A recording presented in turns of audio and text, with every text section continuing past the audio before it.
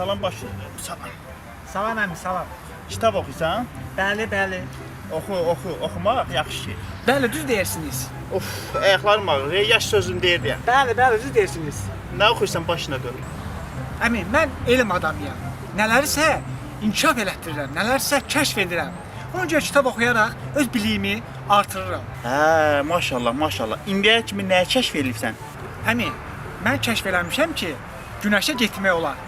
Necə ki Marsa getmək olur, eləcə də günəşə getmək olar. Bıy, əmin gözlərinə qurban. O nə tər olur? Nə tür ol deyəndə ki, ancaq ora saat 8-də 9-da çıxmaq olar. Günəş batanda. Hə. Nəsə, başqa nə kəşf edibsən? Başqa mən milçəklər üzərində işləməyə başlamışam və onları araşdırıram. Bax, əmican, bir dəfə milçəklər üzərində araşdırma aparırdım. Milçəyi götürdüm, qoydum stolun üstünə. Və milçəyə dedim, milçək uç. Milçək uçdu. Və dəfələrlə bunu təkrar elədim. Dedim, milçək uç, uçdu. Və bu araşdırmadan belə nəticəyə gəldim ki, bu milçəklərin qulaqları var, bizləri eşidir. Və sonra milçəyin qanadlarını kəsdim. Qoydum stolun üstünə. Dedim, milçək uç, uçmadı. Dedim, milçək uç, yenə uçmadı. Və bununla belə nəticəyə gəldim ki, milçəklərin qanadlarını kəsəndə qulaqları eşitmir.